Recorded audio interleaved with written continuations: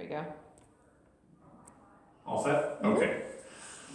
Hi y'all, this is Tyler Blake from the Mountain Glen community up in Skagit County, Washington, and I have Debbie Walker, our nursing director, with me here. Say hi, Debbie. Hello. Okay. So everyone will be receiving their Jenny on Mister and also their tablets and also the, did I forget the one thing I was gonna forget? No, it's here in my pocket. And also test strips so you can determine for certain that you have the correct strength on the solution. Okay, so basically what we're doing is generating hyperchlorous acid.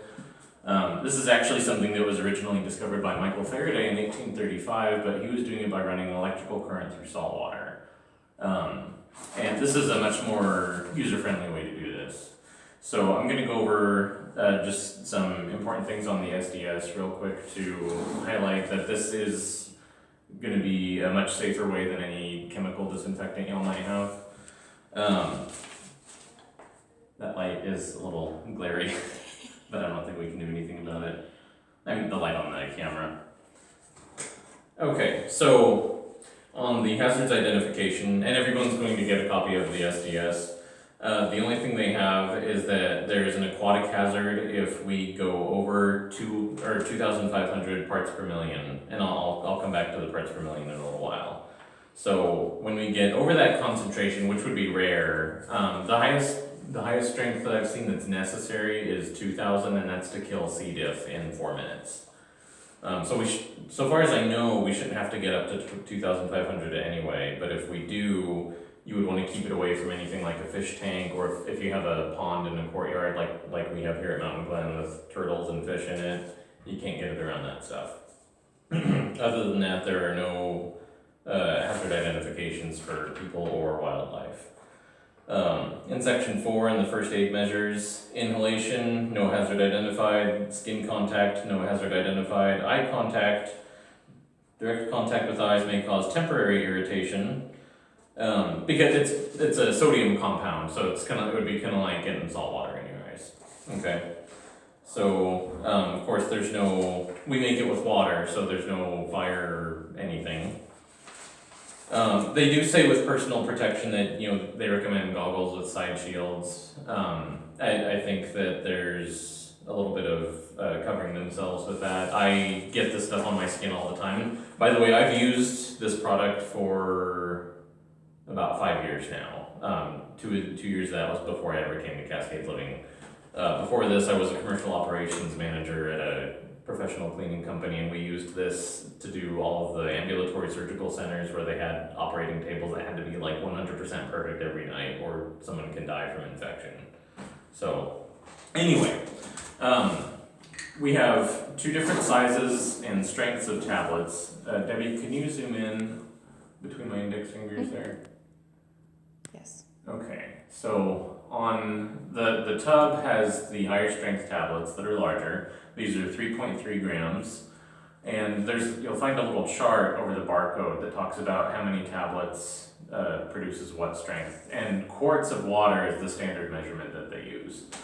On the box with the small tablets, these are 0.33 grams, you'll find the same chart for this size down here on the back. So that'll guide you on whatever strength you need. So the strength is measured in parts per million of what they call free available chlorine. So if you're looking through this and you see terms like ppm and FAC, it's parts per million of free available chlorines, and that's how they measure the disinfectant strength. 50 parts per million is considered minimum for disinfection. For my housekeeping staff, use this in spray bottles, and I usually cook it at 100 parts per million for them. That's a good all-around general purpose disinfectant if you're not going after something specific. And for most bacteria, that'll kill it in 30 seconds. In the wintertime when we get flu outbreaks, then you can run into special circumstances, or you might get a resident who catches something like norovirus in the hospital and then comes back to the community. And when you have a specific thing like that you're trying to keep from becoming an outbreak, then that's when you need to check your list and see what strength you need to be specific at. So influenza A is a concern in many communities right now, and for influenza A you want to go up to 1,000 parts per million. So that's 10 times stronger than what we normally use. When you want to get that hot, so let me demonstrate here. So, One. okay, so right now, this is just regular water because I haven't done anything to it yet. With your tablets, you're going to get one of these. This is a Hydreon test strip roll. It's just a little spool that unrolls, and it's got a little cutter on the side there. There's a little chart on here, so this isn't like scientific perfection. It goes from 10 to 200 parts per million in shades of gray.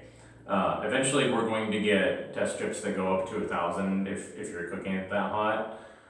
But for now, 200 is as high as we can test for. And what you want to do, if you're cooking at 1,000 for flu, what you could do is follow the chart, cook it at what you think is 1,000, and then take 1 ounce, put it in a measuring cup, and then put 9 ounces of water in and measure it, and test it, and it should come out at 100. And if it does that, then you're good to go.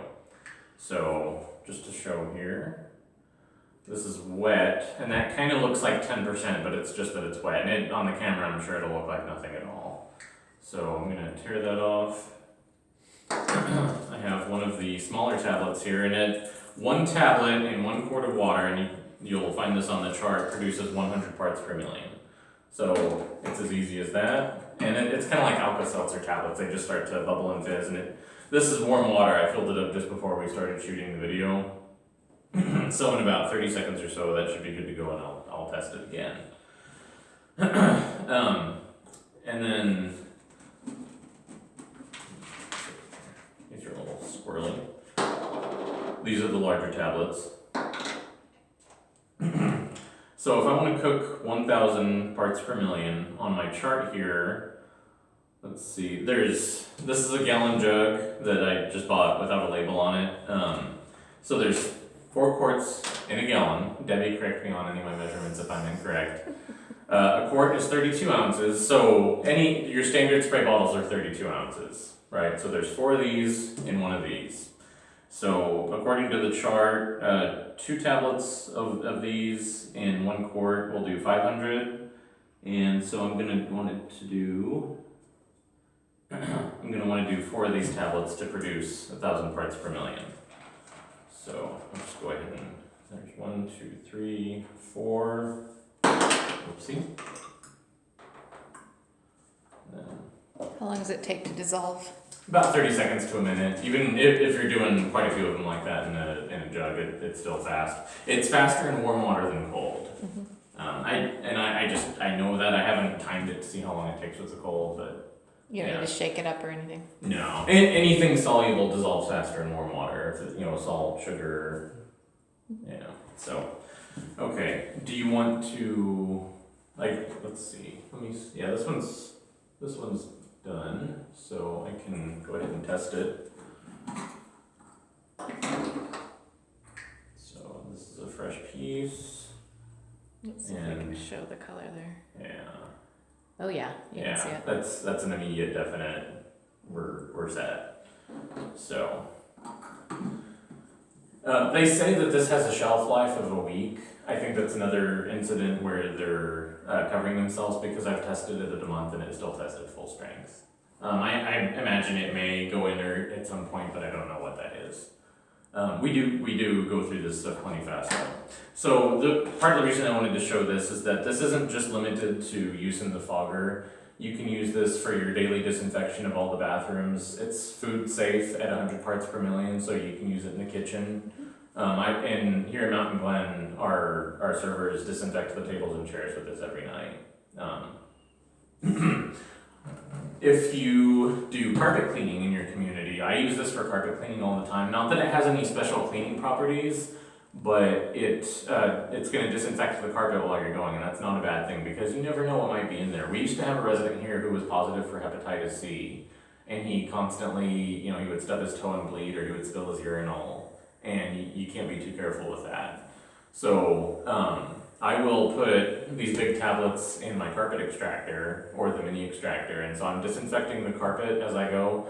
The other thing I'm doing is I'm disinfecting the inside of the machine, and that's not a bad idea, especially because what I've found is if you have a weak stomach, you might want to stick your fingers in your ears, but we do, we'll clean up vomit, diarrhea, urine, blood, And a lot of the time that doesn't smell too nice when you empty your extractor out. You know, when you dump that dirty water out, it hits you pretty good sometimes. I found that since I've started using this in my extractor, that really helps to mitigate that a lot. I don't think that's a bad idea. Your staff will thank you. Yes, they will. This is a garden sprayer that I got at Ace Hardware, and it has a setting. I don't want to actually spray this in here because this is an A room. Reservoir. But if I loosen up the nozzle here, if there's something like diarrhea or vomit in the carpet, I can, without having to get down close to it, I'll soak it with this first to disinfect that. It also helps to loosen it up because you're putting water on it. If it's, something that had dried before you got a chance to get to it. So I'll do that first, and then I'll start with my chemical process to actually clean the stain. So, just a couple of notes there on all the ways we can use this, and this is ready. So, and you will notice a chlorine odor, but oops, see, I have this stuff on my fingers now, and it's contaminating my strip. It is a chlorine, but it's a bleach-free chlorine. I have heard that you can cook this stuff hot enough, so yeah, that one went like all the way black, because this is 1,000 parts per million.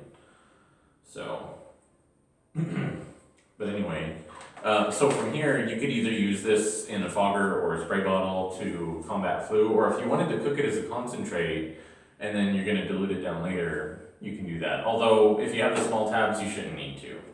One more thing with that is that you can mop floors with this. So you could drop one of the large tablets in a mop bucket and disinfect the floor. If you have a resident who has the flu, you might as well disinfect the floor really well while you're mopping. If you use something like Ecolab products or Betco, you can, if you have like a degreasing chemical that you use to mop floors, you can still put this in there and it becomes a disinfectant degreaser. So, and I have put this in with one of our Betco chemicals and then tested it, and it did test at the correct strength. Okay, so now we're going to talk about the fogger that you should all be receiving soon. This is what they call a ULV fogger, and that's ultra low volume. So this puts out an extremely fine mist. I use this in the hallways, in the dining rooms, and also in residence rooms if somebody has the flu or norovirus or anything like that. You have to be a little bit careful because it is very powerful. It's a blessing and a curse because it has a great range. So when you're doing the dining rooms, it's fast to disinfect the whole area. Same thing with the hallways. In addition to being totally safe for people and pets, I would never use a chemical in this ever, right? So just if you have ideas about that, don't do it because people have chemical sensitivities, people have allergies, and you could put somebody in the hospital with this machine and something that's not safe for it. We have one resident who's hypersensitive to chemicals. I can be cleaning a carpet in an apartment like 3 doors down from her, and she'll come out to the hallway with her eyes running and choking like I pepper sprayed her. And I feel horrible for her, but it's like I can't just not clean the carpets. She came back from the hospital with, it was either norovirus or enterovirus, I don't remember. So I had her go into the restroom and I fogged her living room, and when she came out, she went, that smells fresh. It didn't bother her at all. And then her daughter, she was an independent resident, so her daughter was coming in to take care of her, and her daughter did not catch what she had. So it was good. Okay, so for the controls on this machine, well, let me start back here. This is the fill reservoir right here. So I'll usually just, when I'm going around, I'll put this on a cart because I'm gonna have a jug or maybe 2 jugs to refill it with, and I might have a measuring cup if I'm diluting it. And I'm also gonna have my tub of the tablets with me. So that's a lot of stuff to try and carry around.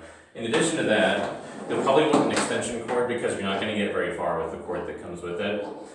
This is just, I would actually recommend something like neon orange or neon yellow, so it's high visibility both for the residents and the other staff. Because I'll be working in the dining room while the servers are going around collecting plates, and it's not a bad idea for them to be able to see the cord too.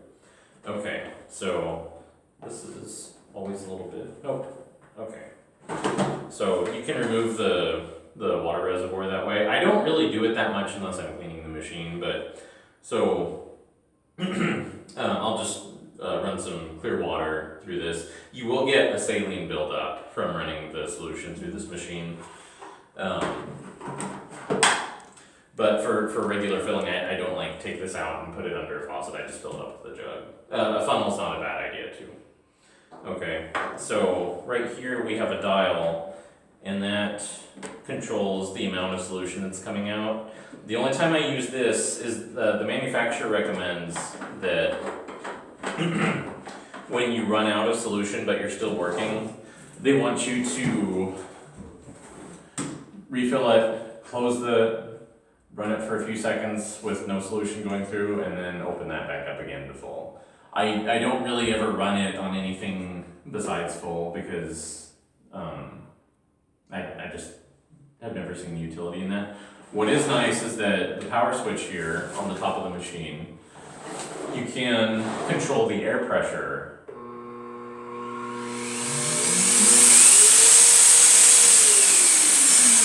And that's really good. So if I'm doing hallways or the dining rooms, it's on full all the time. But if you're in a residence apartment, so somebody who has the flu, we just got through the holiday season, so it's really common when during the time of year when everybody has colds and flus and viruses that they're going to have pictures of their grandkids all over the wall along with Christmas cards and who knows what else. So this will blast that stuff right off the wall if it's taped or even thumbtacked on. So when you're working around things like that you don't want to disturb, or like when I do the nurse's station and they have papers on the desk, it'll go all over the place if you do that full blast. So start on the low setting, and I don't have any fluid in this right now, so I'm going to go ahead and put some in. And this is what we cooked at 1,000 parts per million. So this would be the correct strength for influenza A.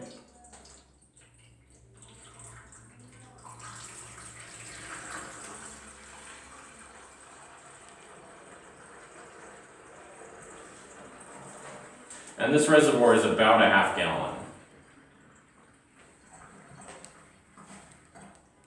Just do that for now. Can you smell the chlorine, Debbie? You will. Okay, so you want to make sure that's on tight, because just like if you're trying to run anything with a vacuum on it, if that's not on the way, it won't come out this end. Okay, so. I'll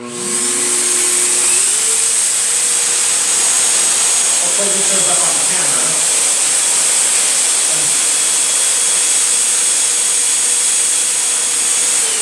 Can you see the vapor change with the, okay, so I'm gonna open that all the way up now. So, I have Debbie's phone here, haha. And I was talking about the nurse's station a little while ago. And aside from their papers that I don't really want to get wet, they have their computer keyboards. I saw a video a while back. It was actually a product demonstration for this solution, but it was delivered with a different machine, but it's still relevant. I don't have one of these, but there's a machine that you can use to test the likely bacteria count on any surface. And what they did was they tested the bathroom floor, a table in a school library. This was all done in a school. Bathroom floor, doorknob, telephone, computer keyboard, computer mouse, and the edge of a table in the library. The very worst thing was the computer keyboard. It tested like way more contaminated than the bathroom floor because the bathroom floor gets mopped at least once a day, maybe more than that. But how many people are diligent about cleaning off their phones and their keyboards and their mouse? Most people just don't really do that. So, all the stuff that, you have your disgusting people grease on your hands that's like food for bacteria, right? So anyway, in this demonstration that I saw, he tested it before and after, and there was an 80% reduction in the likely bacteria count with no, that was just with applying the solution. There was no wiping off of anything. If you combine actual cleaning with that with a rag, then you get like 99.9% reduction on most of the time. So for something like this, actually, I have a sacrificial piece of paper here.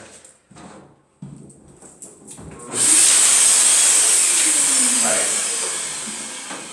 So by starting, and it's got a gradation there. what I do is I just go until I can see the mist coming out, and then you just go over it lightly. Aside from, and so this would be okay for residents' house plants. It's still moisture, so you still have to be really careful about things like papers. You know, if it's something that can't get wet, then you're going to need to move it or work around it. Something that's important to keep in mind is kill times. Y'all are going to have to become familiar with what the proper kill times are for different viruses and bacteria. I know for C. diff it's 4 minutes at 2,000 parts per million. Influenza A is 1,000 parts per million, takes 1 minute.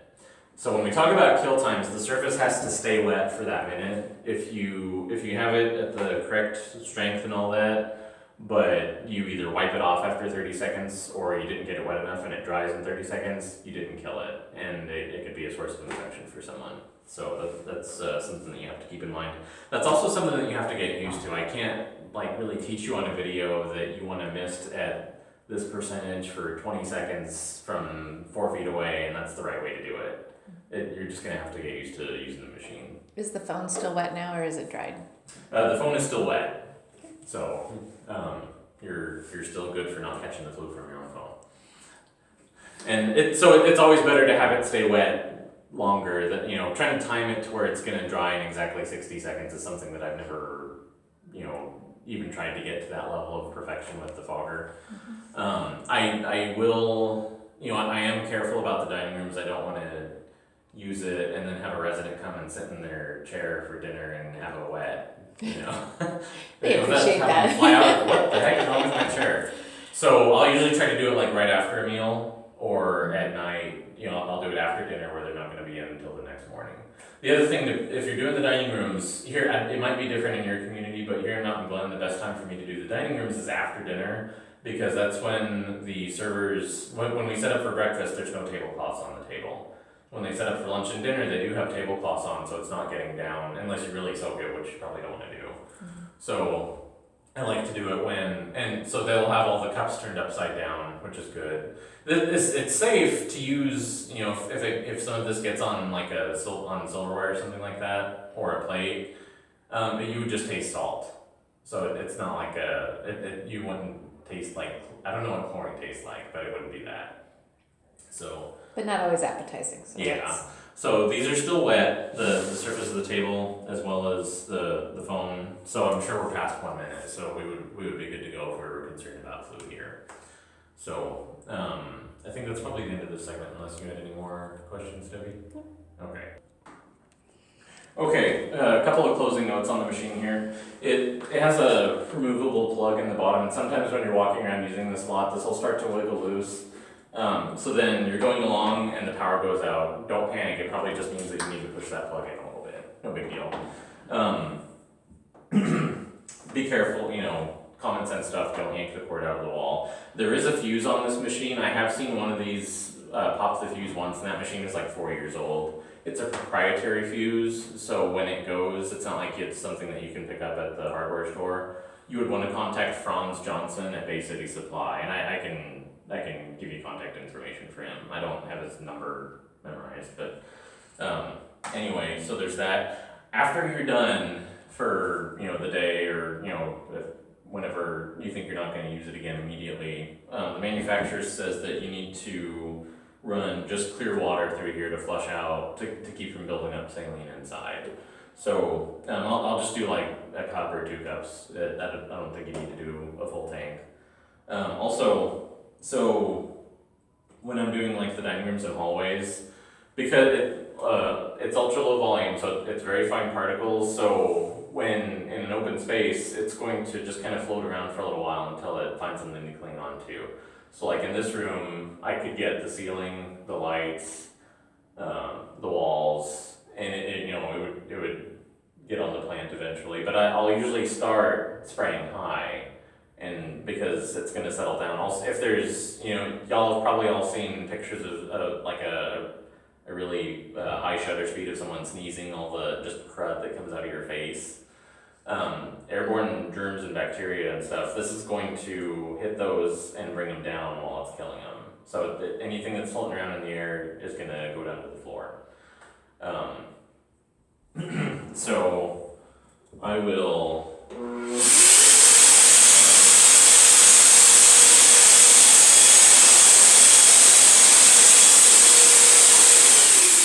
And I'll move it around because I'm trying not to soak anything, and but it's kind of if any of you have ever done any airbrushing or used a spray gun on your house, if you sit there with with the trigger, you get a big blob. So I'll keep the machine moving around.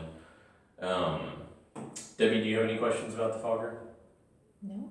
Okay, I think that's about everything. If anybody has any questions, you can call me here at Mountain Glen. It's area code 360-424-7900, or you can reach me by email, and it's tylerb@cascadeliving.com. So feel free to get hold of me anytime you have questions about that. Thank you so much. You're welcome. See ya.